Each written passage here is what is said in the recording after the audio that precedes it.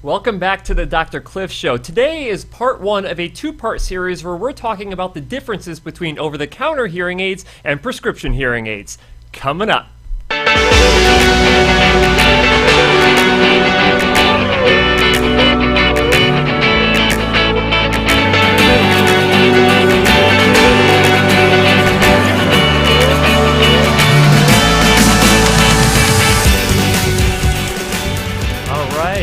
We are back live for our fourth live episode of the Dr. Cliff Show. I'm Dr. Cliff Olson, founder of Applied Hearing Solutions in Phoenix, Arizona, and I am here with my co-host.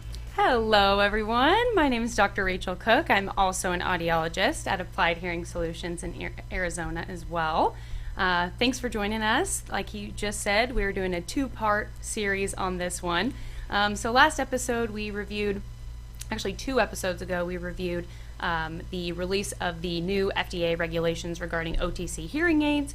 Last episode we reviewed prescription hearing aids, and today we are finally putting the two of them together. And so today and next week we're going to get much deeper into the weeds on the specific differences between these two separate classes of devices. But today we'll be starting with a brief history of these devices, kind of where we've come from overall. And then this episode will really focus in on the major differences between these devices, who they're for, cost differences.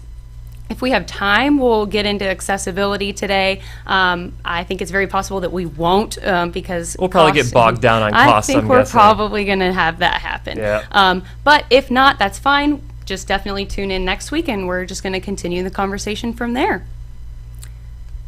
So, first up, we've got our very first sponsor here, and jumping straight into it, today we've got Eosera. Eosera is an entire comprehensive lineup of ear care products. They have Ear Wax MD, Ear Itch MD, Ear Pain MD. Today I kind of wanted to talk about their Wax Blaster. First of all, what a name. That's a fun name. But their Wax Blaster MD Pro, that is actually a device that is used to irrigate the ears out. So it's an electric device, it's completely rechargeable, and it uses this dual stream of water to send in body temperature water into the ear to kind of flush out some of that harder stuff. So this can also be used in tandem with their Earwax MD drops to soften the wax up, and then using the earwax or the Wax Blaster, to flush that out from there. So there's a catch basin that comes with it too, so that you don't get too dirty doing that. And that would be a mess. Please use the basin when you're using the Wax Blaster MD Pro. Yeah, and all of these products should be available at CVS, Walmart, Walgreens, most national retailers. But if you visit eosera.com and use code CLIFF20, you get 20% off your entire purchase. Awesome. Thank you, Eosera. So today, let's just jump right into the history of hearing aids. Now, we were talking a little bit before the show. I have to plug this. My favorite thumbnail I've ever created on any video I've ever done on my YouTube channel was the history of hearing aids. And so you guys got to check that out, but not right now. So I'm going to give you a brief rundown of some of the history of where hearing aids really originated from. Mm-hmm. So a lot of you would probably be familiar with the ear trumpet. That was around the 17th century. That is basically something you just kind of put up to your ear to kind of funnel sound into your ear canal. There is a good example of what an ear trumpet would actually look like. Then we go into 1898, and the first hearing aid that was created using telephone technology from Alexander Graham Bell's technology, and it actually used electricity to kind of amplify sound a little bit. Couldn't get much amplification out of it, but it was kind of the start to everything else. And then when we started into the 1940s, so I mean, pretty big gap there in terms of advancement. When you start thinking about hearing aids nowadays, like we advance every couple of years, like just new tech comes out, blows the old tech out of the water. This took, a good 42 years before they had something else significant that came up. Right. And that was around the World War II era. So transistors were created and basically replaced vacuum tubes. So you're able to make something that was substantially smaller and create amplification with it. And then when we really had a surge in this is when a lot of the service members came back from war with a lot of hearing loss, of course. And so a lot of audiology really kind of got started around that time as well. And then in the 1970s, the government decided that audiologists can fit hearing aids. So in case you were unaware, audiologists were not always the ones who are treating hearing loss Right. with hearing aids, right? And there's we probably need a whole entire episode about how that came to fruition, to where audiologists are actually one of the main professionals who are treating individuals with hearing Right. loss. But here's the crazy thing, and again, we were talking about this a lot this week when we were prepping for the show, is that fully digital hearing aids didn't come around until 1996. So we saw Widex with their Senso hearing aid came about, and then that was followed very, very shortly by Oticon with their DigiFocus hearing aids. And when I think about it, so I was a freshman in high school, and I feel like, we were in, modern, 20th century at that point. I'm like, we probably have digital, a lot of stuff at that time, but to think that 1996 was the first time that we had a digital hearing aid just blows my mind. I know. And the fact, too, that they ended up, most of the hearing aid manufacturers went straight into digital and did not look back. You would be hard-pressed to find any major hearing aid manufacturer on the market right now that has a linear or analog device, rather. Yeah, I mean, there's like one that I can think of, but I mean, not for where individuals who need like a super power or ultra power hearing aid, not where they're getting analog, which I wish they would bring that back, if I'm being quite honest with you. Yeah, a lot of people really prefer that sound quality too, but it just kind of depends what you're looking for out of the devices. But it is interesting that it took so long to get to the point of digital technology for hearing aids, and thank goodness, because that very first one, that 1898 hearing aid, they said that those were between 7 and 8 pounds a piece, and you would literally have to lug that around with you wherever you were going. Probably good for your physical fitness. Yeah, you could use it. It's dual purpose as weights as well. But obviously much more cumbersome than the devices that we have today. These are ones that are worn all of the time. Most of them are pretty dang discreet. And so overall, good advancements for sure. Absolutely.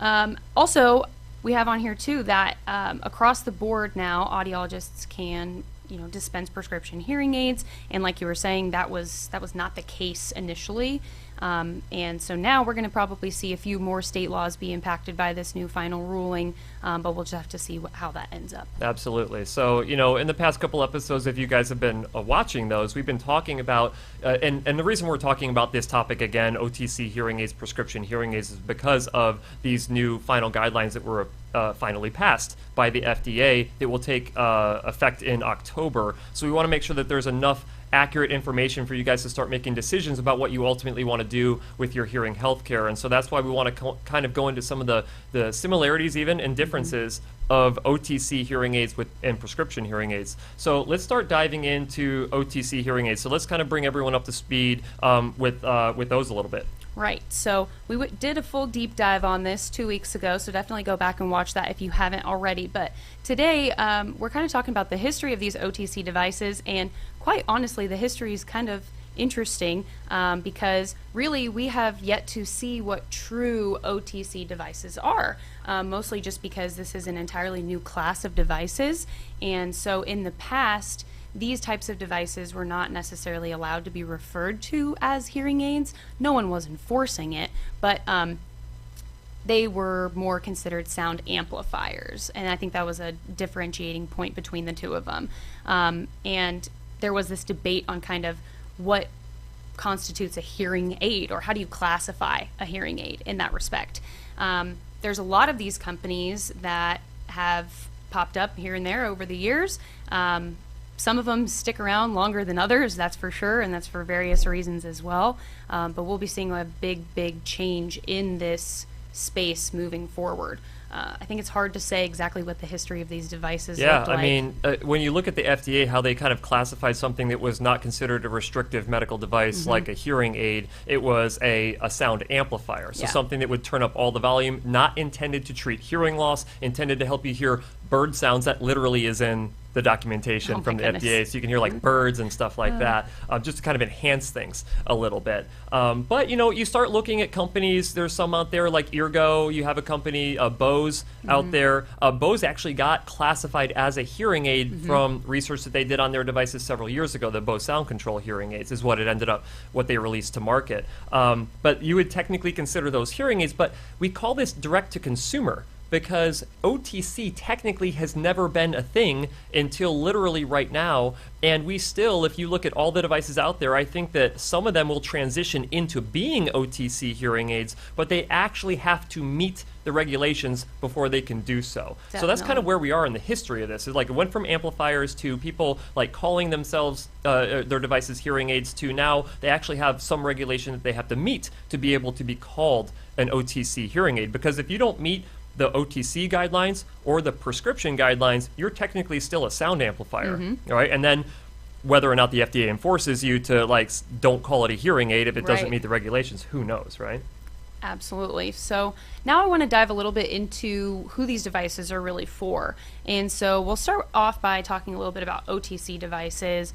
Again, we reviewed this, but their candidacy requirements are really, you got to be an adult, you got to be above the age of 18, perceived mild to moderate hearing loss, and they do not require an assessment by a medical professional to obtain one of these devices. So you're really deciding on your own if you are a candidate for one of these devices. And they cannot be used with any of the red flag conditions. And so if you're not familiar with those red flag conditions, that's going to be asymmetrical tinnitus, so tinnitus that's different between ears. Same thing with the hearing loss that's different between the ears. Active pain or drainage from the ears, balance issues, or any sudden changes in hearing. So anything that would regularly necessitate a physician referral regardless is going to continue to be something that ends up being a physician referral. Absolutely. And just to be clear, a lot of these red flags, I mean, you have to make sure that these red flags are identified even if you go for a prescription hearing aid. So like you can't just go and get a prescription hearing aid and ignore the red flags. Like you still have to pay attention to those. But prescription hearing aids are for everybody. Right? You can be an infant. You can be someone who is extremely old, whatever you want to classify that as, and so anybody can use one of these prescription hearing aids, right? Any severity, so whether it's a normal level of hearing loss, and I know that sounds ridiculous to say, but some individuals with normal hearing gain benefit from use of hearing aids, all the way up to severe to profound levels. Now, you might get to the point where you need a cochlear implant instead of a hearing aid or some other type of prescription hearing aid, like a bone conduction hearing aid or something like that. But those are, again, for anyone who has some of these medical conditions that need to get treated with hearing aids, okay? But, I think that the large thing here is that complex cases of hearing loss, more severe cases of hearing loss that falls underneath the age of 18 years old, that is really who prescription hearing aids are intended for. Right, yeah. And even then, if, let's say, the hearing loss got to the point where it was beyond the capability of a standard or traditional hearing aid and you needed a bone conduction hearing aid or you needed a cochlear implant, that entire process is still going to be facilitated by an audiologist, probably in tandem with an ENT physician or an otologist rather. But then once that is done, the surgery is completed and you are healed, you're back in the hands of an audiologist again. So prescription hearing aids quite literally cover the entire scope of hearing loss. Absolutely. So let's go ahead and jump right into our next sponsor here. So our next sponsor is Resound, and they've been our sponsor since day one here on the show. So here's the thing. You may not be aware of this, but 80% of individuals who have hearing loss, the biggest complaint that they have is hearing better in background noise. Everybody wants to hear better in background noise. Well, Resound came out with their new Omnia hearing aids here, and they provide 150% better speech understanding compared to their previous version of devices. Now, something that's also really cool about these hearing aids is that they have a Check My Fit feature. What a lot of people probably also don't realize is that if you do not have the hearing aid inserted into your ear canals correctly at the proper depth that they were set up as to be by your hearing care professional, then you could be leaking out up to 11 decibels of sound, which, for those of you who don't understand how decibels work, that is a massive amount of sound. It's literally overcutting your volume in half, so you're not going to get the full benefit out of those hearing aids. Well, they have a Check My Fit feature that you can actually use your smartphone to determine if the hearing aids are inside of your ear canals correctly. It's an ear selfie. It's an ear selfie, right? And you can send those to your audiologist and see how they reply to you with that when you're sending your audiologist selfies. But if you guys want more information on this, you can, of course, check out any one of my review videos that I've done on Resound products, and you can go to resound.com for more information as well. Perfect. All right, so thank you, Resound. I think now it's time for our Hearing Up Provider Spotlight. Now, if you guys do not know what the Hearing Up Provider Network is, it is a network of vetted hearing care professionals who are committed to following best practices, which are what need to be followed to ensure that you receive the maximum amount of benefit from your hearing aids. So each week we like to do a Hearing Up Provider Spotlight, and I'm really excited to hear who this week's Spotlight is on. Well, you are now outnumbered because there's 2 Dr. Cooks in the house. Oh, boy. This week we've got Dr. Kristen Cook. So Dr. Cook is an audiologist who received her doctorate from A.T. Still University in 2012. In that same year, she ended up opening her own practice, Evolution Hearing, in Charlottesville, Virginia. She's a member of the Academy of Doctors of Audiology and the Audiology Practice Standards Organization, and she also serves as both an adjunct faculty member at James Madison University and is also a preceptor of audiology students. Dr. Cook's involvement in the local community has also resulted in her receiving several awards, such as Best Bedside Manner from Our Health magazine and Charlottesville's Finest for both local audiologist and hearing aid center. So that is incredible. I mean, incredible resume, incredible bio. I was going through it this morning. She's I was been at like, this oh a my little bit goodness. longer than us, okay? She's had Okay. time to pad the stats a little bit, so we'll Okay, give her that. Good. Well, hello, Kristen. Well, thanks for having me. Hi. Absolutely. So thank you for joining us. So we'll jump right off the bat. Since this is the Hearing Up Provider Spotlight, we always like to find out what reasons did you choose to join the network? I really wanted to surround myself with other professionals who get the highest level of care, confidence in what they're doing. So that was very important to me. And so, we've noticed that through creating, video content and all of that surrounding best practices, that individuals were having a really difficult time finding who to actually go to. So that has been an incredibly beneficial thing. How has the response from patients out there in Virginia been to being able to find you and knowing that you're going to be following best practices? Yeah, it's been great. Kind of gotten this reputation around town that I'm the fixer. And so there are unfortunately a lot of stories of people coming in. They've had disappointments, frustrations, and with the testing that we do in office, we've been able to solve some of those major concerns, figure out what's happening, and make things the best that they can be, optimize their experience. That's great. That's incredible. Now, we've been doing a lot of talking here about OTC and prescription. How do you view what's been happening with all the new legislation and rules and things like that? It's been an exciting and nerve-wracking time. I'm excited that there is more accessibility, possibly more financial options that people can explore and that need to be done. I don't support the misleading claims and the false advertising. There's a lot of that out there, and my concern is that that's going to be even worse. But I do support the idea of giving people more options, bringing more awareness to hearing loss in general, and making this an easier process for our patients. I've heard so many stories. I want to allow people to have the best experience possible, and that's through an over-the-counter hearing aid or a prescription hearing aid. If we can give people the options and make things the best they can be with all of our best practices, that would be the best of both worlds. Yeah, I kind of echo the same sentiment with that. I've been a huge supporter of OTC hearing aids coming out. I think that it's going to lead to a lot more individuals choosing to treat their hearing loss. And here's the thing, if they don't have a good experience with it, I think that audiologists need to be there to kind of help pick them up and make them work better, whether that's with the OTC hearing aid, just like you mentioned, or whether it's with the prescription level hearing aid. You're considered the fixer in your local area, so what's your plan when you inevitably have individuals who have attempted to use OTC and they're not getting the amount of benefit that they're expecting from them?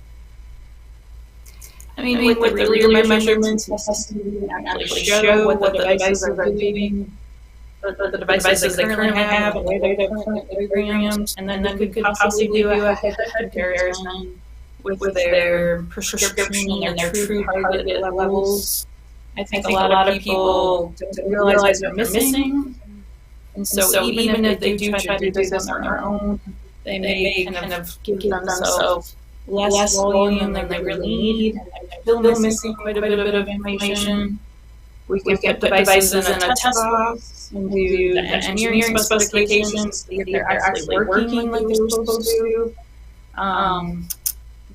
Interesting story, just about 2 weeks ago, brand new hearing aid, straight from one of the big 6 manufacturers, took it out of the box, and it was not working like it was supposed to. So it rarely happens, but I slept better at night that night, knowing that we caught that, and it didn't fit a patient with a one of a hearing aid, especially spending this kind of money. Absolutely. And, regardless of the amount of money, if someone's buying a hearing device that they think is going to work for them, you want to make sure it's actually mechanically functioning the right way. Otherwise, what's the point? And the thing that I'm scared about, and I know that you're probably worried about too, is that the individuals who attempt to use over-the-counter hearing aids and they don't get the amount of benefit they thought that they should be getting, and then they give up entirely. That's the thing that I'm most worried about, which is why I think that we need to be putting out a lot of information for individuals to say, hey, we support you getting OTC. In fact, here's some information to help you identify what the better ones are. But if you don't have benefit with them, you have to go and see someone. Yep. Right. And thank goodness we have got experts and professionals. best trained professionals to help take care of all their needs. For sure. Awesome. Well, hey, we appreciate you so much for coming on the show tonight. We think this is a really important conversation to have with OTC and all that. And then on top of that, the reason we're doing this Hearing Up Provider Spotlight is because we believe that, following best practices is the most important thing when it comes down to hearing healthcare, even more important than the actual device that you use itself. So I really appreciate you coming on. Thanks so much for taking time out of your day. I know it's a little bit later over there on the East Coast, and I see you're still at the office. So I think it's time that maybe you could go home, have some dinner now, yeah? Sounds good. Thanks for having me. Awesome. Goodbye, Thank you so other much. Dr. Cook. Yeah. 2 Dr. Cooks. This might be the only time ever. Who knows? I know. She's great. Yeah, I think that really highlights, the importance of having a best practices professional, someone who's going to take the time with a prescription hearing aid or with an OTC device. If you're not having the luck that you're looking for out of an OTC device, the end result out of both of those situations is going to be you got to find a provider that is going to do it and do it right. That's right. And, that's why the whole Hearing Up Provider Network is there. And I personally know every single provider in the network. They have all submitted essentially applications, and they've proven that they have the equipment. They've proven that they use the equipment. I've had interviews with every single one of them, and I know that every single one of them would be more than happy to take someone who's not having success with an over-the-counter hearing aid and help them out to either make that device work better or transition them into something that would work even better than that OTC device. Right. Well, we're going to jump into our very next sponsor segment here. Today we're talking about Sound Oasis. Between 10 and 15% of Americans actually suffer with tinnitus perception. I myself suffer from tinnitus, more predominantly in my right ear, but this is very common. We see it in clinic very often. A large majority of that is due to the fact that tinnitus is associated with hearing loss. So, of course, we see those patients because they go hand in hand. But when you have tinnitus, what do you do about it? And for patients who maybe have not proceeded with hearing treatment yet, or maybe they don't have a hearing loss that necessitates hearing treatment, they still need some sort of help in that sector and help with their tinnitus perception. So for Sound Oasis, they are an entire lineup of different sound generator products. And they have sound machines, they have sleep masks, they have sleep pillows, they've got pillow speakers. I just looked on their website today. They actually have a sound therapy machine for pets too, just to help with some, background sounds and things. And then a bunch of them for infants and babies as well. But for most people, they're going to be using these at night. Maybe if you work in a quiet office and your tinnitus is bothersome in your workplace, that's another place that Sound Oasis products would definitely come in handy. Trying to think other places too. work, home, sleeping, pretty much anywhere. Yeah, anywhere. I mean, you can use it. I use it when I script my videos. Yeah, exactly. I use a sound generator because I don't want it to, anything else is happening inside my house. Maybe I need to get my dog one of those too, so she doesn't bark every single time I'm in the middle of recording a new video. I think Charlie would appreciate that. So if you or someone that you know or love suffers from tinnitus and could use a sound generator at home as well, Sound Oasis is definitely the place to go for that. And if you visit soundoasis.com and use the promo code SLEEP, you get a 20% off discount of any of their products.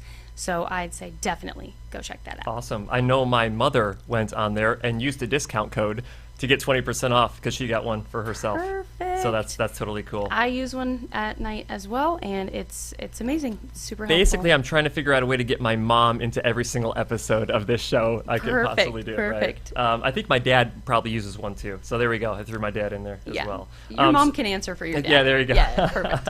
So what we want to jump into now is probably the part of the topic of OTC that everybody is most interested in, which is the cost of these devices.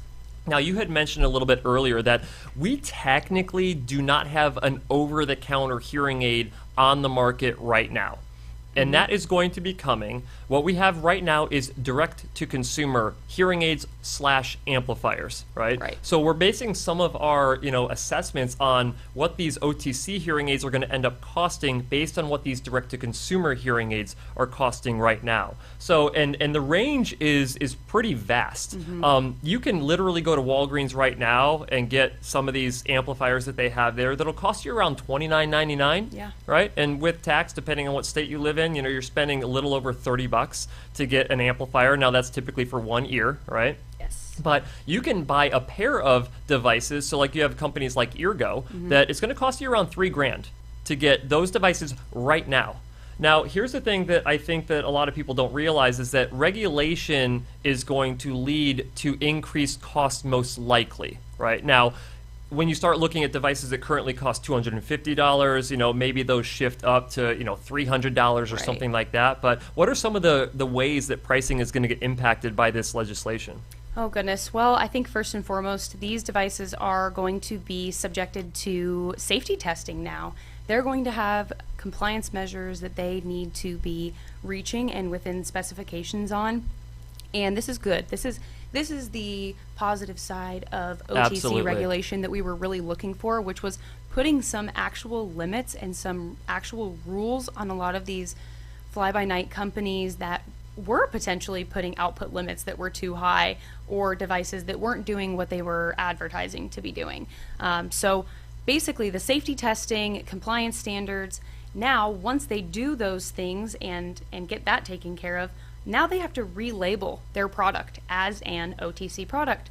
And so 2 episodes ago, I was talking about how the letters OTC literally have to be on the box now, as well as all of those red flag conditions and some of the screening material that they use to help consumers figure out if they do have a perceived mild to moderate hearing loss. All of that relabeling is going to cost a bit as well.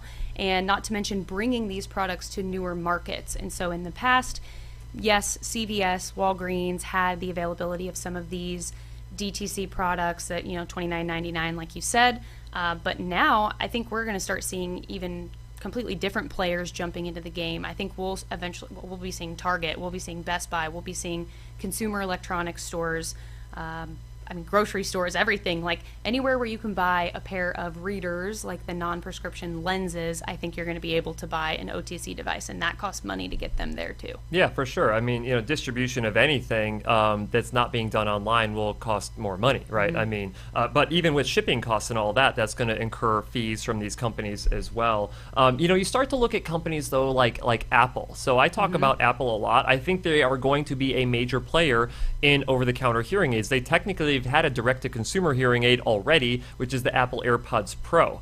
And those retail for around $249, and you can get a pair of devices that you can actually either upload a hearing test into, you can test yourself with the Mimi app on the iPhone, and you can get some amplification out of those units. Now, what's going to happen when Apple has to actually comply with these regulations? They're going to have to go in and make sure that their devices are capable of meeting the specifications that are required to be considered an OTC device. Otherwise, they're going to get relegated to like the amplifier category, Right. which just doesn't have the same marketing ring to it, right? But I'm thinking from a relabeling standpoint, like Apple marketing is, it's very slick, it's very sleek. You got the single Apple on most of everything and nothing else on the box.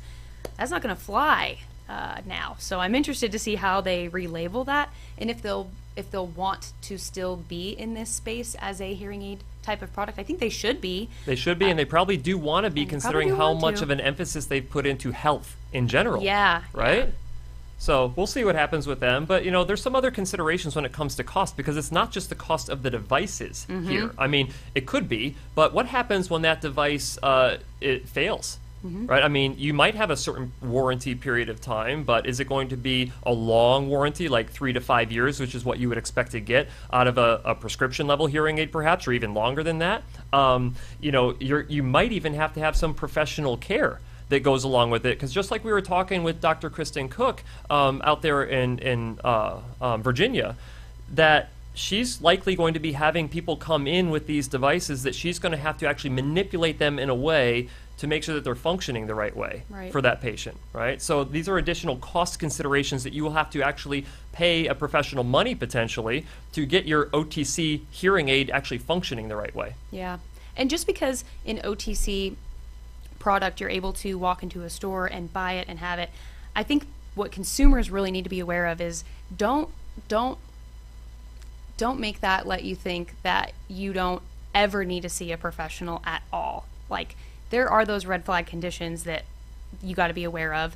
If you're not getting the benefit that you're looking for, I mean, it's very, very possible that even with an OTC device, the involvement of a professional still might be there. And like you said, you have to be ready to pay the costs to receive that additional care as well. And, I think that there's potentially additional costs. I've had people say, well, Cliff, if one of these $500 hearing aids doesn't help me, I'm just going to buy this other pair of $500 hearing aids. And then if those don't work, I'm going to buy this other pair of $500 hearing aids. And who knows what the return period is going to be on those. I've seen it. I've seen patients who've come in with, I mean, you've seen it too. We've seen it together. They walk in with the bag, right? And they set it down and they've got this lineup of just several different devices. Some OTC, some prescription, maybe a mix of both. But either way, you see patients who come in that are dissatisfied with their devices and how they're functioning.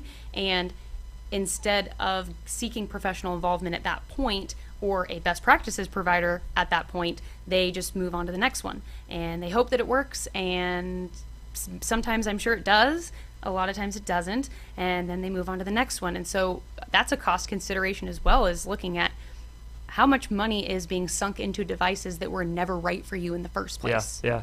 So. Yep. And so I think I want to make sure that everyone knows, like, if you guys have questions about the stuff that we're talking about, make sure that you go on to Facebook Live or YouTube Live and start asking those questions, because we're going to have a Q&A segment after this as well. But I think that this is a really good time for us to jump into the cost considerations for prescription hearing aids, because we are also talking about cost implications that you guys need to know about. Right. So this is a very complicated topic, very heavy-handed, lots of information that goes into this. But I think the first thing that we should talk about with prescription level devices and the cost differences that you'll see within the prescription hearing aid category is technology level. And I think that you explained that perfectly. So. Yeah, so most manufacturers, prescription level manufacturers, will come out with 3 to 5 tiers of devices. Now, each time you go down in technology tier, it takes features and customizations away from us when we're doing programming of the hearing aids, but it does also lower the cost. I typically recommend people go with the highest level you can reasonably afford. If you cannot afford it, that is the reason you should be dropping down in tech level. And sometimes you can get down to a pretty low level of cost when it comes down to these really basic entry-level devices. So, and that obviously, if you're having cost concerns, you can drop down to a lower tech level. I don't think that OTC is going to have different tiers of technology. I think they're just going to come out with, this is our best, here's our price point, right? And to some degree, I wish major hearing aid manufacturers would just put out their best, but they are also trying to make sure that people can have access to some affordable care as well. Right. I think with an OTC, we definitely might see the involvement of like a standard version and like a pro version or something like that. Yeah, that's actually probably right. Maybe. We'll see. But another thing that goes into this is whether or not the services that are rendered by the professional who is assessing, selecting, fitting, programming these devices, are the services that come with that device bundled or unbundled? And this term comes up a lot in the audiology community, but I'm not exactly sure how familiar consumers are with this idea of the services that are rendered when you're actually purchasing that product. Are they included in the cost of the devices, or are you paying for them separately? Or is it a hybrid model where you pay for some of the services up front at the same time that you're purchasing the devices, and then you're paying for some of the services later? And that's going to have a huge impact on how much money you're paying now versus down the line. Yeah, a lot of people, so historically it came about where everything was bundled. Like you couldn't even find a clinic that would service your hearing aids at a certain fee. You would have to buy hearing aids from them, and then the cost of care for 3, 5, 7 lifetime of the devices was all included in that. Yeah. And so of course that number is going to be a greatly inflated number, right? And so that's where a lot of these, when they're looking for what's the average cost of a hearing aid, well, they come up with these numbers that are like $4,000, $5,000 for a hearing aid. That is because the care is bundled into it. Now, there is a mass exodus from that line of thinking inside of the audiology community, where a lot of individuals are starting to transition into this, kind of a hybrid model, but also fee for service, where you pay for the devices, you pay for your fitting, you pay for all the follow-ups at the time that they actually occur. Right. And then, of course, like when you transition into the more of the hybrid, they have like service plans that you can get. So if you buy, let's say, a prescription hearing aid or an OTC hearing aid, you come in, get a subscription of service plan, and then they will take care of you inside of that service plan. Right. Yeah. Few considerations with this as well, though, is that location is most definitely going to play a role. There are some of these clinics that, you look in Surprise, Arizona, or Sun City, Arizona, rather, and those locations, they're everywhere, so the level of competition is really, really high, but there are other areas that I would consider more medical deserts in a way, that maybe don't have as many providers as well, and so that can most definitely play a role in the cost factor. Even just travel to places like that can play a role in that too. Well, I think of like New York City. Like you're going to spend more for hearing care and hearing aids in New York City compared to if you live in rural Illinois, kind of like my parents do. Yeah. I think I've seen articles all the time that try to give cost estimates for hearing aids. I don't think that you will ever find a single article that will match with a cost estimate of another article. Like the range that you will see on the internet is just all over the place, and it's because it truthfully is all over the place. It's literally dependent on so many factors. Yeah, it's the reason why I never mention price in any of my review videos, because it is impossible to estimate price for an individual that is realistic of what they're going to find in their local market. Right. We also have quality of services that are involved, and so, I think about all of the things that a best practice provider goes through when fitting devices, and it is hours and hours and hours and hours of customized, individualized, one-on-one support. And so, obviously, those services generally tend to cost a bit more than if they were just going to program the devices, pop them on your ears, and say, okay, I don't plan to ever see you again. Until you need your next set of hearing aids. Until you need your next set of hearing aids, and then we're always here, right? So I think that having a provider that follows all of those steps to get you hearing your best is worth the money, for sure. You just have to figure out where that falls within your own and again, like it's if you can afford it, that's great. If you can't afford it, that is a reason why maybe you actually go down the path of OTC, or you go down the path of getting a lower cost prescription level device, right? And I think that, when you start looking at cost savings a little bit on the prescription side, prescription hearing aids usually come with longer warranties. The prescription hearing aids usually last a lot longer, especially if you've had good professional care keeping those devices going along. I had a patient one time with 12-year-old hearing aids, and she was still super happy with them. So like you can make them last a long time as long as you take good care of them. And then, you can actually modify them over the course of time too. So someone who starts off with a mild level of hearing loss or moderate level of hearing loss, if that ends up transitioning into a moderately severe or profound level of hearing loss, a lot of these hearing aids, prescription hearing aids that you can modify them, just change the receiver on them to give you an ultra power receiver, and you don't have to buy a new hearing aid. Right. You just buy a new receiver, which is extremely cost effective, cheaper than any probably OTC device that you'll find out there. So from definitely. a cost perspective, you can make prescription very cost effective. Yeah. The idea that these hearing aids will essentially grow with you. So if your hearing loss does change, maybe it becomes asymmetrical.